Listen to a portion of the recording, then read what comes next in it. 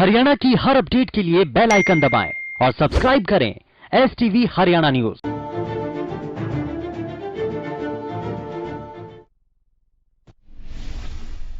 हरियाणा में लगातार कोरोना के मामलों में बढ़ोतरी दर्ज की जा रही है। मात्र 24 घंटे में 1625 नए मामले सामने आए।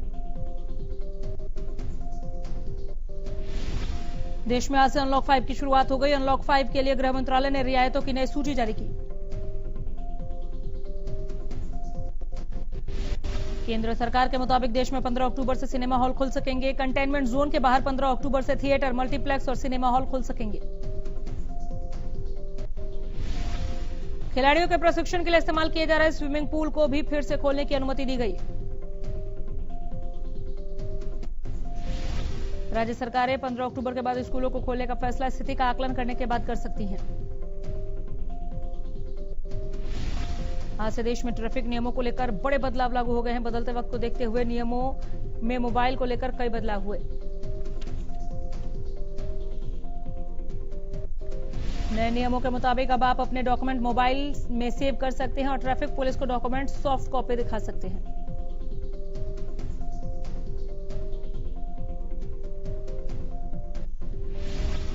इसके अलावा आप गाड़ी चलाते वक्त मोबाइल देखना भी वैध होगा, लेकिन आप सिर्फ रास्ता देखने के लिए ही मोबाइल का इस्तेमाल कर सकते हैं।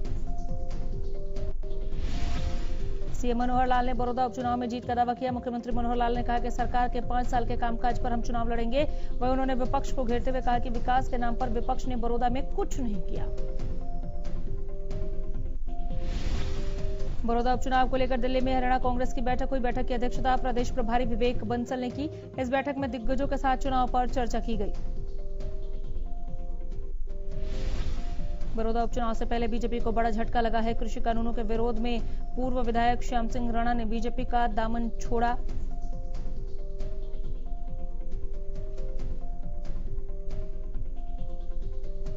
गोहाना के मुडलाना गांव में जमीन विवाद में 2 परिवारों में खूनी संघर्ष देखने को मिला। जमकर लाठी डंडे चले। फरीदाबाद के नंगला एनक्लेव पार्ट 2 में बीती रात 7 साल की मासूम बच्ची के साथ पड़ोसी ने दुष्कर्म किया।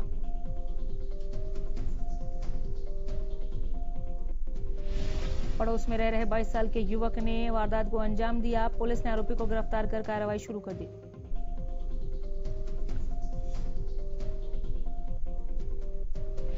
हाथरस गैंगरेप पीड़िता की मौत के बाद देश भर में शोक और गुस्से का माहौल है। जगह जगह पर शोक सभाएं और कैंडल मार्च निकाले जा रहे हैं।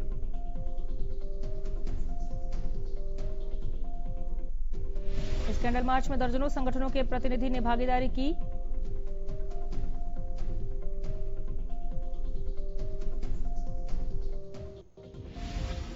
इस मौके पर टोहाना के लोगों ने रेलवे रोड पर स्थित लक्कड़ मार्केट में जमा हुए पीड़िता के तस्वीर के समक्ष कैंडल जलाकर अपनी भावनाएं प्रकट की।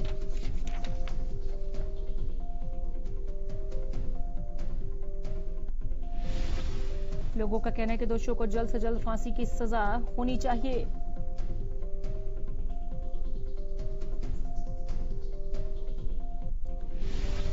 लोगों ने कहा कि मामले में अगर न्याय नहीं मिलता तो आने वाले समय में इस आंदोलन को तेज करेंगे।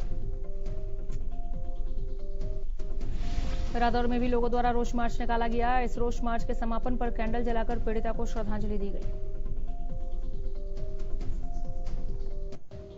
इस मौके पर लोगों ने सरकार से आरोपियों को फांसी की सजा दिए जाने की मांग की। इस घटना से पूरे समाज में गुस्सा है, जिसको लेकर ये रोष मार्च निकाला गया।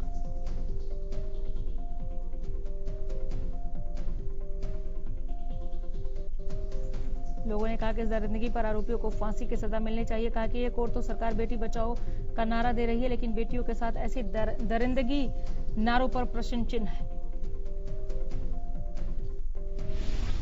यूपी सरकार के खिलाफ नारेबाजी करते हुए गोहाना में लोगों ने रोष मार्च निकाला। लोगों का कहना है कि पीड़िता की हालत गंभीर होने के बाद भी उसका समय पर इलाज नहीं हुआ।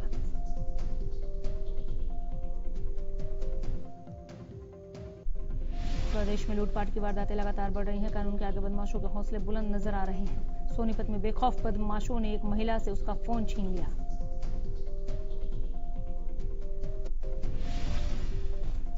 महिला को फोन पर बात करते हुए देखते ही बाइक सवार बदमाशों ने उसका फोन छीना, फरार हो गए। वारदात सीसीटीवी में कैद हो गई।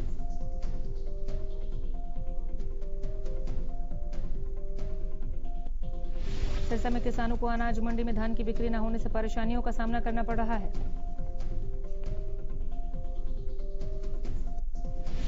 किसानों का कहना है कि आढ़ती भी फसल रखवाने को तैयार नहीं है, न ही धान की खरीदी हो रही है।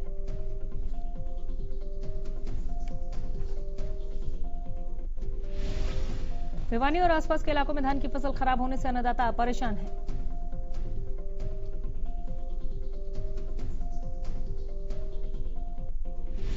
सिरसा के नेजाडेला खुर्द गांव के लोगों ने गांव को लाल डोरा मुक्त करने की पैमाइश का विरोध किया है।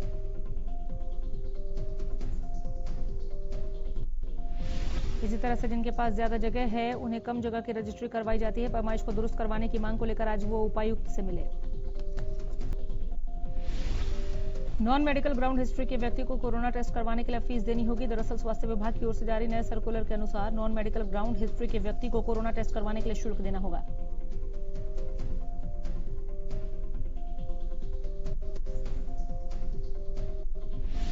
बहादुरगढ़ के नहरा नहरी रोड पर दुकानों के सामने अतिक्रमण करने वाले लोगों के खिलाफ एक संयुक्त अभियान चलाया गया।